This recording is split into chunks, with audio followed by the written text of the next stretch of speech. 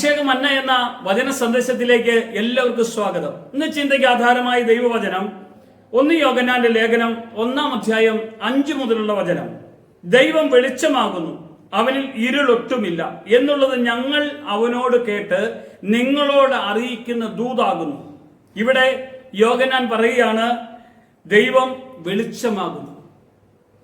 വെളിച്ചം ലോകത്തിലേക്ക് വന്നപ്പോൾ ഇരുളെല്ലാം നീങ്ങിപ്പോയി.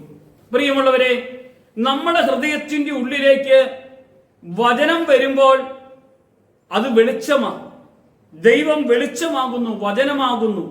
അത് നമ്മുടെ ഉള്ളിൽ വരുമ്പോൾ നമ്മുടെ ഹൃദയത്തിന്റെ അന്ധകാരങ്ങളെല്ലാം മാറും. ഇരുള് ഒട്ടും നമ്മുടെ അകത്ത് വരികയില്ല. എന്നാൽ ഈ വചനം നമ്മൾ അകത്തു വന്നു കഴിയുമ്പോൾ നമ്മൾ പ്രകാശമുള്ളവരാ. അതുകൊണ്ടാണ് യേശു പറഞ്ഞത്, ഞാൻ ലോകത്തിന്റെ പ്രകാശമാകുന്നു, എന്നെ അനുഗമിക്കുന്നവൻ അന്ധകാരത്തിൽ നടക്കുകയില്ല. കണ്ടോ, ദൈവം വെളിച്ചമാണ്. വെളിച്ചം ഇരുളിൽ പ്രകാശിക്കും. ആ ഇരുളിനൊരിക്കലും വെളിച്ചത്തെ കീഴടക്കാൻ കഴിയില്ല.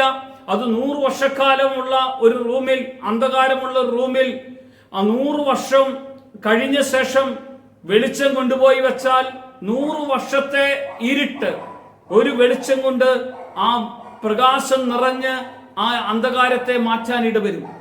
ഇതുപോലെ വചനം വെളിച്ചമാണ്, വചനം ശക്തിയാണ്, വചനം ജീവനാ. ഈ വെളിച്ചം നമ്മുടെ അകത്താ പ്രകാശിക്കേണ്ടത്.